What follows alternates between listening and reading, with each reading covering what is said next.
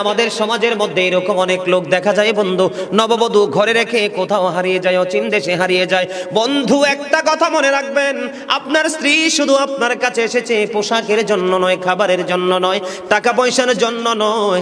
স্বামীর কাছে যেই খোরাক স্ত্রীর জন্য আছে, এবং স্ত্রীর জন্য স্বামীর কাছে যেই খোরাক, স্বামীর জন্য স্ত্রীর কাছে যেই খোরাক আছে, পৃথিবীর কোথাও সেই খোরাক নাই।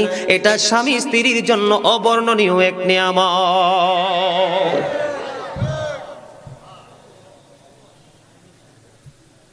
মনু হাসতাছ কিরফিন্নি, কি হইছে? কি জানি মনে হইছে রোমান্টিক আলোচনা। তো কি আলোচনা? আরে ভেরি ফ্যান্টাস্টিক, ঠিক কেন বলেন? আরো জোরে না রে ভাই। চামড়া বুড়ো হইলে কি হয়েছে? প্রেম তো আর বুড়া হয় না। প্রেম কি চামড়ায় থাকে না কালবে থাকে? কালবে থাকে, বুঝতে হবে তো। আমার নবী তো করে বেঁধে দিল, এরে যুবক বউকে কষ্ট দিও না। স্বামী স্ত্রী যদি কিয়ামতের দিন কমপ্লেইন করে, তুমি যত বড় মোল্লা সাহেব হাজী সাহেব হও না কেন, জান্নাত তোমার নসিবই জুটবে না। আমি আমার মা আমার বোনদেরকে বলতে চাই, কখনো স্বামীর কলিজায় আঘাত দিও না, কারণ স্বামীর কলিজায় আঘাত দিলে তোমার জীবনে জান্নাত জুটবে না। বন্ধুরে আমার, আমি ওই ভিতরের দিকে যাইতে চাই না, আমি শুধু আপনাদেরকে এক্সাম্পল দেব। আজকে নিতে রাজি আছেন না নাই? আমার এই আলোচনা আপনাদের কাছে ভালো লাগে? ইমানদারের কাছে ভালো লাগবে, কারণ এগুলোর মধ্যে বিন্দু পরিমাণ কোনো গলদ নাই। বন্ধুরে আমার, এবার আমি আপনাদেরকে আরেকটা জায়গায় নিয়ে যাব। বিশাল লম্বা জামাত শুরু হয়ে গেল, বিশেষ করে জুমার দিন অনেক লম্বা সময় মুসল্লিরা মসজিদে থাকতে হয়, হয় কি হয় না? অনেক লম্বা সময় মসজিদে থাকতে হয়। আসার পরে খুতবার বাংলা তরজমা হয়। প্রথমত মসজিদে গিয়ে বন্ধু সুন্নাত নামাজগুলো পড়ে কি পড়ে না? এখানে অনেক সময় বন্ধ পার হয়ে যায়।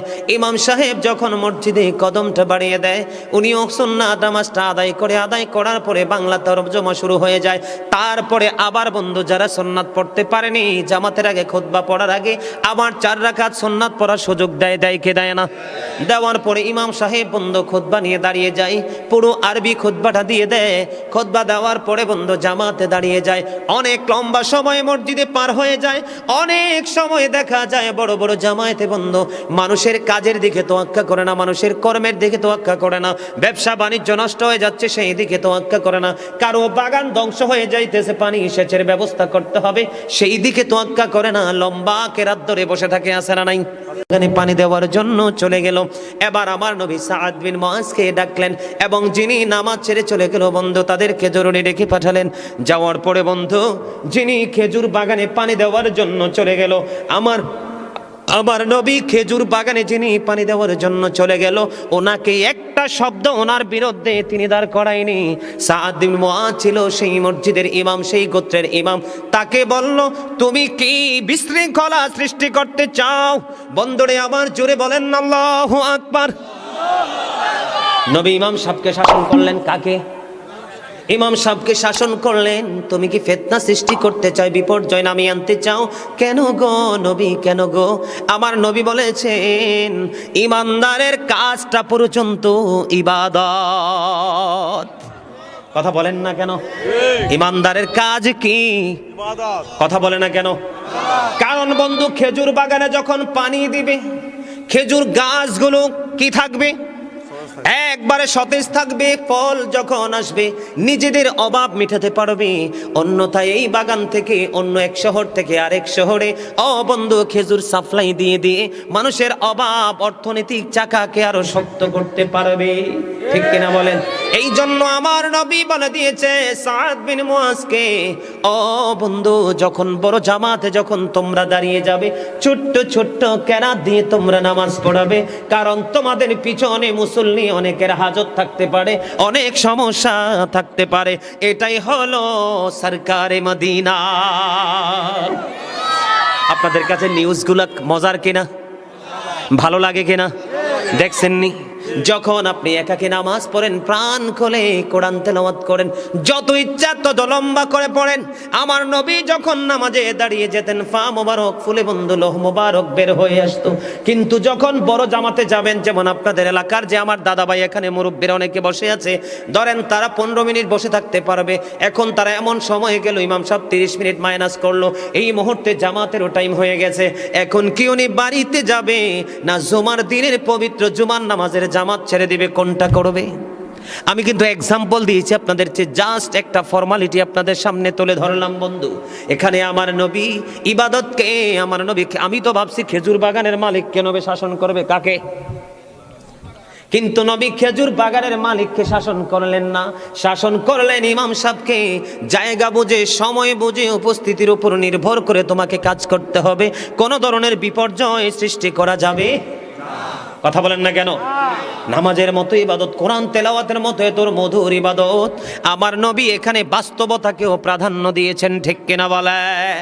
এই যে খেজুর বাগানকে টিকিয়ে রাখতে হবে, সময় মতো পানি দিতে হবে, সেচের ব্যবস্থা করতে হবে, তাহলে বন্ধু শুধু কি ইবাদত দিয়ে পৃথিবী চলবে? কথা কয় না? কথা বলেন না কেন? এই জন্য আমি আপনাদেরকে বলবো বন্ধু, যখন ইবাদতের সময় হয় চট করে ইবাদত করে ফেলবেন, যখন কাজের সময় হবে কাজ করবেন, যখন অসুস্থ হয়ে যাবেন আপনার শারীরিক চিকিৎসা আপনি করবেন। একটার জন্য আরেকটাকে ছেড়ে দিতে হবে না, কারণ পরিপূর্ণতা অর্জন করতে হলে যখন যেটা, যেমন ঘুমের সময় ঘুম, খাওয়ার সময় খাওয়া, পড়ার সময় পড়া, কলেজের সময় কলেজ, এমনি করে করে বন্ধু সেটিং করে রুটিন মাফিক কাজ করতে হবে, তাহলে জীবনটা ধন্য হয়ে যাবে। চমৎকার না? ভাল লাগে? কথা বলেন না কেন? মধুর লাগে? এবার আসেন বন্ধু, আপনাদেরকে আরেকটা মজার নিউজ দিব। আমাদের দেশে মসজিদ, মাদ্রাসা, রাস্তাঘাট, কত কাজে এতিম অনাথদেরকে আমরা দান করি কি করি না? আমার নবীর আদর্শ, আমার নবীর শিক্ষা যার সিনায় থাকবে রে, এই জীবন কোনো দিনও ধ্বংস হবে না। চমৎকার একটা হাদিস শরীফ আমি আপনাদেরকে শুনবো। নবীর প্রিয় এক সাহাবী বন্ধু অসুস্থ হয়ে গেল, আমার নবী তাকে দেখার জন্য চলে গেলেন। যাওয়ার পরে এবার ওই সাহাবী ডাক দিয়া বলতেছি, ইয়া রাসূলুল্লাহ, ইয়া হাবিবাল্লাহ, নবী গো, ও প্রাণের নবী, আমার যত সম্পদ আমি সব আল্লাহর পথে খরচ করে দিব। আল্লাহু আকবার। কি করে দিব? আমি সব সম্পত্তি আল্লাহর পথে আমি খরচ করে ফেলবো। এবার আমার নবী বললেন, না না, তুমি সম্পত্তি খরচ করতে হবে না, কারণ তোমার সন্তানগুলো তুমি মৃত্যুবরণ করার পরে অন্যের কাছে হাত পাতবে, এটা কখনোই করা যাবে না। বরঞ্চ তোমার সন্তানকে তুমি সম্পদশালী করে যাও, হালাল উপার্জন দিয়ে তারা যেন তোমার ইন্তেকালের পরে যেন ভিক্ষা করতে না হয়। জোরে বলেন না সুবহানাল্লাহ? আরো জোরে বলেন না সুবহানাল্লাহ? এবার আমার নবীকে বলল, বন্ধু নবী গো, তাহলে কি আমি অর্ধেক দিয়ে দিব? নবী বললেন, না না, অর্ধেক দেওয়ার প্রয়োজন নেই, তোমার সন্তানের জন্য তুমি রাখো। তারপরে বলল, ইয়া রাসূলুল্লাহ, তাহলে কি আমি 3 ভাগের 1 ভাগ দান করব? তারপরে নবী তাকে সম্মতি দিয়েছে। এখানে নজর দেন, কত চমৎকার ইসলাম, কত চমৎকার বন্ধু নবীর জীবন আদর্শ, আমাদের জন্য শিক্ষা। দেখেন নবী বাস্তবতাকে কত প্রাধান্য দিয়েছেন, ঠিক কিনা? আপনারা এই জন্য বলছি বন্ধু, আপনি আপনার সন্তানের জন্য রেখে যাবেন, ওয়ারিসের জন্য রেখে যাবেন, এবং আপনার পরপারের বাজার হিসাবে দান করবেন। জোরে জোরে বলেন না সুবহানাল্লাহ? বন্ধুরা আমার, আব্দুল্লাহ ইবনে মাসউদ রাদিয়াল্লাহু তাআলা আনহু থেকে হাদিসখানা বর্ণিত। হাদিসখানা এসেছে বুখারী এবং মুসলিম শরীফের মধ্যে। আমার নবী, আপনার নবী সাহাবায়ে কেরামদেরকে প্রশ্ন করলেন, তোমাদের মধ্যে এমন কি কেউ আছো নিজের সম্পদের চাইতে ওয়ারিসের সম্পদ বেশি পছন্দ করো? এবার সাহাবায়ে কেরাম ডেকে ডেকে বললেন, ইয়া রাসূলুল্লাহ, ইয়া হাবিবাল্লাহ, নবী গো, আমাদের মাঝে এমন তো কেউ নাই গো যে নিজের সম্পদের চাইতে ওয়ারিসের সম্পদ বেশি পছন্দ করে। এবার আমার নবী বললেন, যারা ইন্তেকাল করার আগে, মৃত্যুবরণ করার আগে আল্লাহর সন্তুষ্টির জন্য দান করে যায়, এই সম্পদগুলো হলো তার নিজের সম্পদ। আর পৃথিবীতে জায়গা জমিন গহনা টহনা টাকা পয়সা যা কিছু রেখে যায়, এগুলো সব হলো তার ওয়ারিসের সম্পদ। জোরে জোরে আল্লাহু আকবার। আমার কথা বুঝেন নাই? তার মানে একবার ভেঙে দেই, মানুষ যখন মারা যায় পৃথিবীতে তার যে অর্জিত সম্পদ এগুলা কি আর মালিকানা দাবি করতে পারে? এগুলোতে আইসা মালিকানা দাবি করতে পারে? নিতে পারে? পারে না। এগুলো তার ওয়ারিশ খাবে, তার আপন স্বজন খাবে, নষ্ট হলে পথভ্রষ্ট পাতে খরচ করবে, ঠিক কিনা বলেন? ইমানদার হলে ভালো কাজে খরচ করবে। এই দিকে দেখেন নবী বলেছেন তুমি দানও করে যাও এবং তোমার সন্তানের জন্য রেখেও। নবী কি বাস্তবতাকে অস্বীকার করেছে? সন্তান বাঁচতে হবে, খাইতে হবে, চলতে হবে, তাদের জীবনে অর্থের প্রয়োজন আছে, পৃথিবীর ফর্মালিটি মেনটেন করতে হবে, এটাকে কি নবী অস্বীকার করেছে? নবীতে পারতো সব। নবীর জীবন থেকে যদি আপনাদেরকে আরেকটা এক্সাম্পল দেই বন্ধু, এখন আমি আমাদের দেশে স্বামী স্ত্রীর মধ্যে গলদ আছে না নাই? বর্তমান সমাজের যুবক যুবতী, নববধূ নবদম্পতি যারা স্বামী স্ত্রী, তাদের মধ্যে ম্যাক্সিমামই কলহ আছে না নাই? বন্ধুরে আমার, সাহাবী একজন, তার নাম হলো আব্দুল্লাহ। আমার দিকে তাকান। স্বামী তার স্ত্রীর কাছে আসে না, স্ত্রী তার স্বামীর কাছে আসে না। আমার ওয়াজগুলো এমন টপিকস আকারে ছোট ছোট কোট করে বন্ধু, বিরক্ত হন? একটু আওয়াজ দরকার আছে না? এগুলো বাস্তবতার দরকার আছে না নাই?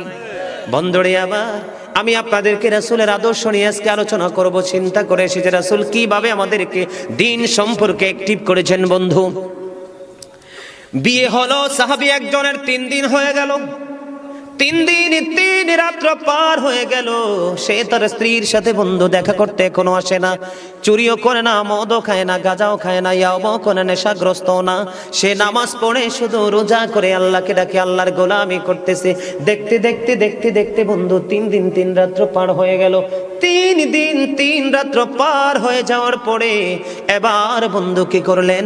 আমার নবী ওই ছেলের বাবা বন্ধু পুত্রবধূর কাছে আসলেন। পুত্রবধূর কাছ থেকে তার ভালো মন্দ জানার জন্য এসে ডাক দিলেন বৌমাকে। বৌমা সালাম দিলেন। সালাম দেওয়ার পরে এবার ওনার পুত্র সম্পর্কে যখন জিজ্ঞেস করলো, এবার স্ত্রী একটা ডাক দিয়ে বলল, শ্বশুরকে ডেকে বলতেছে, বাবা গো, আপনার ছেলে অত্যন্ত নম্র, অত্যন্ত ভদ্র, অত্যন্ত পরেশগার, অত্যন্ত সুচরিত্রের অধিকারী, উত্তম চরিত্রের অধিকারী। বাবা, বিয়ে হয়েছে, কবুল বলে শরীয়তের আইনে বেদে আমাকে ঘরে তুলে নিয়ে এসেছে। আজকে 3 দিন পার হয়ে গেল গো, এখনো পর্যন্ত আমি আপনার ছেলেকে দেখতে পাইনি। জোরে জোরে আল্লাহু আকবার। কয়দিন পার হয়ে গেল? 3 দিন পার হয়ে গেল।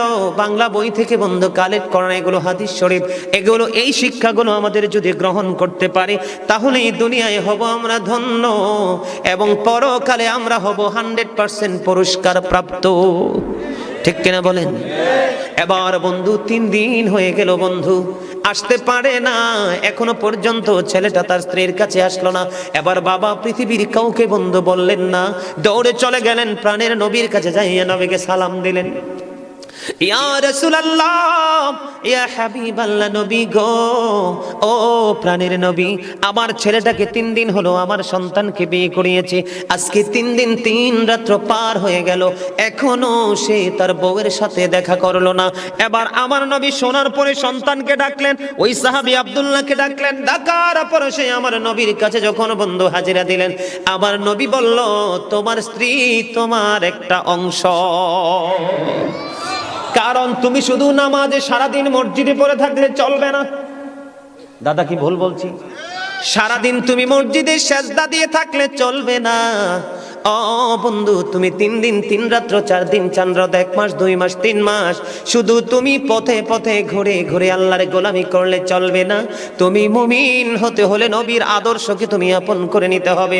গোলামির সময় আল্লাহর গোলামি করবা, কারণ সময় যখন হবে স্ত্রীর হকও তোমাকে আদায় করতে হবে। কথা বলেন না কেন? আমার নবী তো তাকে আদর করতে পারতো না? কথা বলে না, পারতো না? সে তো মদও খায়নি, গাঁজাও খায়নি, নেশাও করেনি, জো খেলেনি, পৃথিবীর নষ্ট কোনো কাজ করেনি। বন্ধু, সে আল্লাহর গোলামিতে ব্যস্ত। আমার নবী তাকে শাসন করলেন। শাসনের ভাষাটা ছিল কোরআন হাদিসের দৃষ্টিকোণ সঙ্গত ভাষা। বন্ধু, আমার নবী বললেন, স্ত্রীর হক আদায় করতে হবে, তুমি তোমার স্ত্রীর কাছে চলে যাও।